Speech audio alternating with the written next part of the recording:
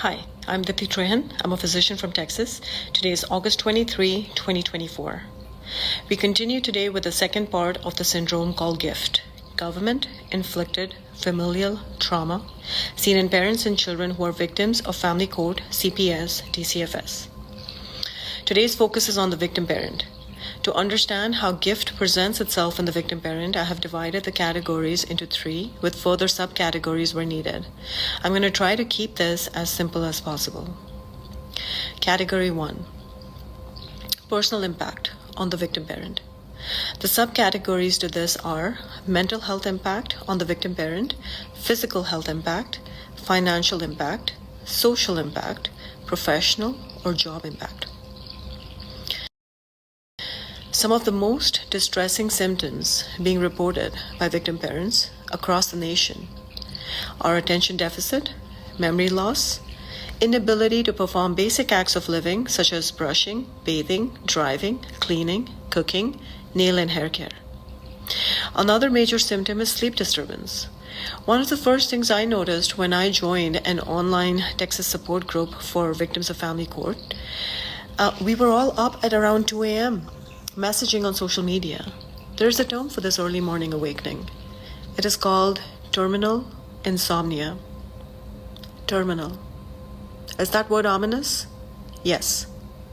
Ominous consequences are what the U.S. government imposters, masquerading as public servants, occupying our taxpayer-paid buildings, have inflicted on us under the color of law.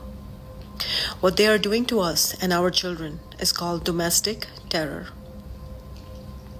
Victim parents are suffering severe, disabling PTSD, depression, anxiety, substance use in their attempts to self-treat, suicidality.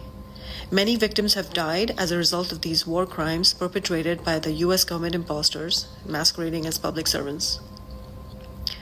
The physical health consequences include, but are not limited to, the following: autoimmune conditions, chronic pain, cancer, diabetes, high blood pressure, drastic weight fluctuations, hair and skin changes, heart attacks, strokes.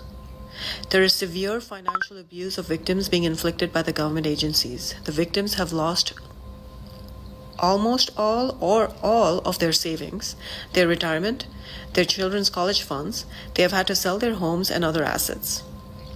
The social consequences include social isolation due to loss of friendships and relationships, either directly from false narratives and slander against the victim parent by the imposters within the government agencies, or indirectly because the non-victims surrounding the victims are unable to comprehend the war crimes being committed against the victim parents by institutions that should be protecting them. The victims are hence isolated and ostracized. This is exactly the intent of the government imposters, severing of community support, making the victim parents even more vulnerable to being preyed upon. The loss of job and productivity is seen across the board amongst victims, irrespective of educational status. This is a result of multiple factors. Repeated court hearings that can last days at a time.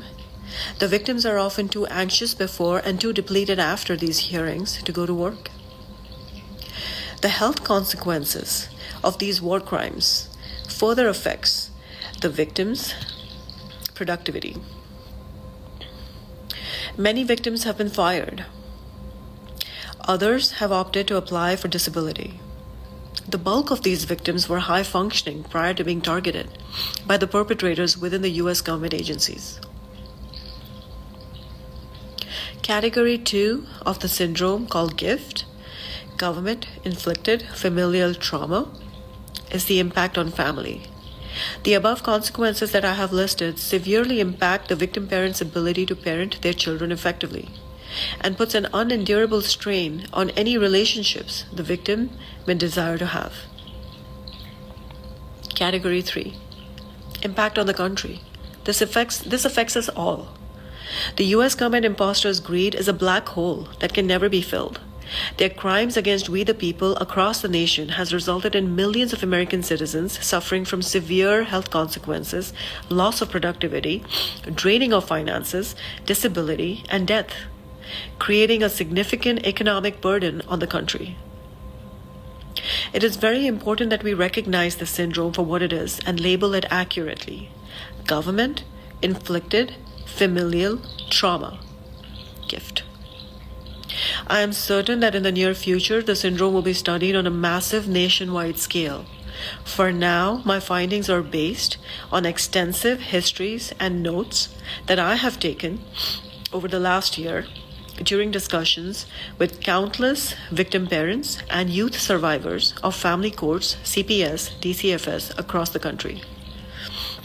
My findings are backed by several healthcare workers, many of whom are also victims themselves. The damages incurred by us and our children are far-reaching, multi-generational, and irreversible.